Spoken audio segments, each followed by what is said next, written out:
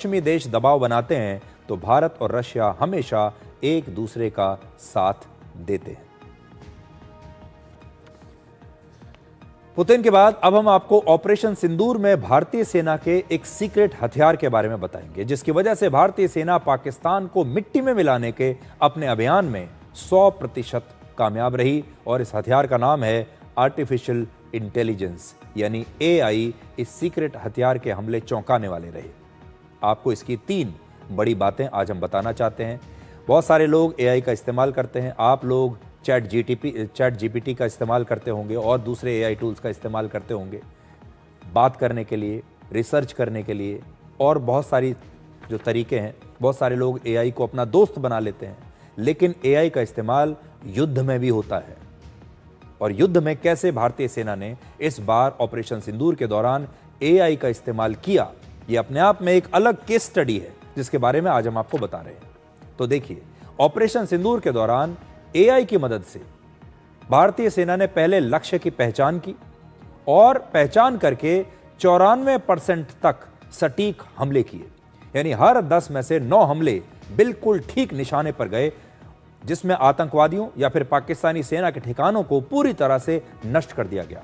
और इसके लिए भारतीय सेना ने AI को पाकिस्तानी सेना का पिछला 26 साल का पूरा डेटा दिया, जिसमें पाकिस्तान के रेडार, उनके एयर डिफेंस सिस्टम और दूसरे हथियारों की लोकेशन और उसके बारे में सारी जानकारियां थीं।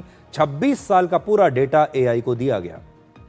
इसके बाद AI से तुरंत ही यह जानकारी मिल जाती थी कि भारत और पाकिस्तान सीमा पर किसी खास इलाके में पाकिस्तानी सेना का कौन सा हथियार तैनात है, उसकी हमला करने की क्षमता क्या है, कैसी है, और उसका मुकाबला करने के लिए भारतीय सेना अपने किस हथियार का इस्तेमाल कर सकती है। और ये काम तुरंत रियल टाइम में हो रहा था, जबकि पहले ये जानकारियां फाइल्स में दबी होती थी, जिससे ऐसी जानकारियां लेने में काफी समय लग जाता था, फैसले लेने में बहुत समय लग जाता था, विलंब हो जाता था। दूसरी बात, भारतीय सेना ने अपने 23 स्वदेशी AI ऐप्स को मिलाकर एक ऐप बनाया, जिसने कंट्रोल रूम में युद्ध की एक संपूर्ण तस्वीर हमारे कमांडर्स को दिखाई। यानी ड्रोन्स, सैटेलाइट्स और दूसरे सभी सेंसर सहित हर सोर्स से जो भी जानकारी आ रही थी, जो भी तस्वीर आ रही थी, जो भी डेटा आ रहा था, उस सब को मिलाकर एक साथ दिखाया गया। और इससे हमारी सेना के कमांडर्स को भी युद्ध की लाइव तस्वीरें मिल रही थीं और युद्ध की लाइव जानकारी मिल रही थी रियल टाइम में। पाकिस्तान के बहावलपुर में या फिर LOC पर भारत का जो हमला हो रहा था, वो हमला हो रहा था ये AI की मदद से। उसकी रियल टाइम तस्वीरें और नुकसान की पूरी जानकारी एक साथ हमारे कंट्रोल रूम्स में देखी जा रही थी, जबकि पहले ऐसी कोई व्यवस्था नहीं थी। और इसी की वजह से पाकिस्तान के जवाबी हमलों को भी हमें रोकने में पूरी मदद मिली। भारत के पास एक स्वदेशी इलेक्ट्रॉनिक इंटेलिजेंस सिस्टम है, जिसका उपयोग भारत की सभी खुफिया एजेंसियां करती हैं। और ऑपरेशन सिंदूर के दौरान इस सिस्टम में बहुत ही कम समय में जरूरत के मुताबिक बदलाव किए गए और इसी सिस्टम से दुश्मन के सेंसर्स यानी हथियारों की पहचान की गई। और तीसरी बात यह कि युद्ध में मौसम की जानकारी बहुत महत्वपूर्ण होती है और भारतीय सेना को अपने ऐप, जिसका नाम है अनुमान 2.0, इस ऐप से अगले 48 घंटों के मौसम और हवा की गति और इस प्रकार की सभी जानकारियां मिल रही थी, जिससे हमारी सेना की तोप को लंबी दूरी तक सटीक निशाना लगाने में बहुत मदद मिली। इसका मतलब है कि भारतीय सेना टेक्नोलॉजी का इस्तेमाल करके एक नए युग में प्रवेश कर चुकी है और इस टेक्नोलॉजी का इस्तेमाल करके हमने अपने दुश्मनों को बुरी तरह से हराया। और अब युद्ध सिर्फ मैदानों में नहीं, बल्कि AI और डेटा सेंटर्स की मदद से लड़े जा रहे हैं। इस समय जिस देश की सेना के पास ज्यादा मिसाइल्स, ज्यादा रॉकेट्स और फाइटर जेट्स हैं, उन्हें ताकतवर माना जाता है। लेकिन भविष्य में जिस देश के पास आधुनिक AI और हाईटेक सिस्टम्स होंगे, नई टेक्नोलॉजी होगी, जिसके पास अपना AI सिस्टम होगा, वही सेना सबसे ज्यादा शक्तिशाली मानी जाएगी और युद्ध में उसी की जीत तय होगी। आधुनिक जमाने के युद्धों में शायद आपने एक शब्द बार बार सुना होगा और वो शब्द है किल चेन। आसान भाषा में किल चेन का मतलब है दुश्मन को पहचानने से लेकर उसे खत्म करने की पूरी प्रक्रिया। आजकल AI तुरंत अपने दुश्मन की पहचान कर लेता है, सैटेलाइट और ड्रोन से दुश्मन की तस्वीरें और वीडियोस हमें मिल जाते हैं और कंप्यूटर अपने लक्ष्य को तय कर लेता है और हमले का फैसला कुछ सेकंड में ले लिया जाता है। यानी एआई की मदद से ऑपरेशन सिंदूर में किल चेन की प्रक्रिया बहुत तेज और सटीक हो गई, जिससे दुश्मन को बचकर भागने का ना तो समय मिला और ना ही मौका मिला। ऑपरेशन सिंदूर में पहली बार किसी युद्ध में भारतीय सेना ने आर्टिफिशियल इंटेलिजेंस वाले ऐसे ड्रोन्स का प्रयोग किया जो पाकिस्तान के सैनिक ठिकानों की लाइव तस्वीरें और वीडियोस हमें लगातार दे रहे थे और रियल टाइम में ये भी बता रहे थे कि उन ठिकानों पर कौन कौन से हथियार और कितने सैनिक मौजूद हैं।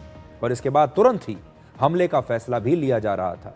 हमला कब करना है, उसका निशाना कहां पर लगाना है, कौन से हथियार का प्रयोग करना है, ये सारा काम कुछ घंटों के बदले अब मिनटों में और कई बार तो सेकंडों में हो रहा था। यह है एआई का कमाल। सोचिए ये टेक्नोलॉजी कितनी आधुनिक है और समय आज कितना बदल चुका है। वर्ष 1999 में कारगिल युद्ध के समय पाकिस्तानी ठिकानों की सैटेलाइट तस्वीरें आती थीं। फिर उनकी जांच करके लक्ष्यों का पता लगाया जाता था और फिर हमले का आदेश दिया जाता था, जिसमें काफी समय लग जाता था। और सैटेलाइट तस्वीरें भी लेने में उस समय हम सक्षम नहीं थे, क्योंकि हमारे पास अपना जीपीएस नहीं था। ये पूरा डेटा लेने के लिए हम अमेरिका के पास गए थे कि आप हमें जो पाकिस्तानी आतंकवादी और पाकिस्तानी सेना के जो लोग हैं वो कहां पर मौजूद हैं, उनकी लोकेशन क्या है, आप हमें वो डेटा दे दीजिए। लेकिन तब अमेरिका ने वो डेटा देने से इनकार कर दिया था और आज भारत के पास सब कुछ है। और एआई की मदद लेने के बावजूद ऑपरेशन सिंदूर में हमले का हर फैसला भारतीय सेना के कमांडर ही ले रहे थे। तो यह मत सोचिए कि सारा युद्ध एआई ही लड़ रहा है। एआई आपको सारी जानकारी देता है, आपको सारा डेटा देता है, लेकिन फैसला तो आज भी हमारे कमांडर्स करते हैं, हमारे जनरल्स करते हैं। यानी एआई हमारी सेना को फैसला लेने में तो मदद कर रहा था, पर इसका मतलब यह नहीं है कि हमले का कंट्रोल भी एआई के पास था। और इसीलिए जो ह्यूमन माइंड है, इंसान का दिमाग और एआई, जब ये दोनों मिल जाते हैं तो सबसे खतरनाक कॉम्बिनेशन बनता है। और हमारी सेना इस तकनीक को कहती है रिस्पॉन्सिबल एआई, यानी जिम्मेदारी के साथ एआई का इस्तेमाल। एआई का असर भारतीय सेना के युद्ध ही नहीं बल्कि निगरानी और यहां तक कि ट्रेनिंग पर भी पड़ रहा है। भारतीय सेना को पता है कि कोई नया बदलाव करने में समय लगता है और इसीलिए उन्होंने डेकेड ऑफ ट्रांसफॉर्मेशन यानी परिवर्तन का दशक इस बार शुरू किया है। इस दशक में परिवर्तन किया जाएगा। यह परिवर्तन का समय है जिसमें भारतीय सेना एआई जैसी नई टेक्नोलॉजी को अपना रही है। दुनिया भर की सेनाएं आज एआई का इस्तेमाल करके तेजी से अपनी युद्ध लड़ने की क्षमता को मजबूत बना रही हैं। और इजराइल की सेना ने भी हमास के खिलाफ युद्ध में खुफिया जानकारियां, हमले और निगरानी के लिए ऐसे ही एआई का इस्तेमाल किया था। उनके एक एआई टूल का नाम है द गॉस्पेल, जिसने ड्रोन और सैटेलाइट्स की तस्वीरों को मिलाकर लक्ष्यों की पहचान की। और दूसरे एआई सिस्टम का नाम है लेवेंडर।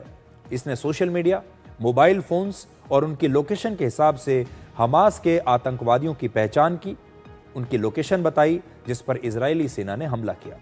अमेरिकी सेना ने भी अपने हवाई हमलों के लिए एआई टेक्नोलॉजी का इस्तेमाल किया है।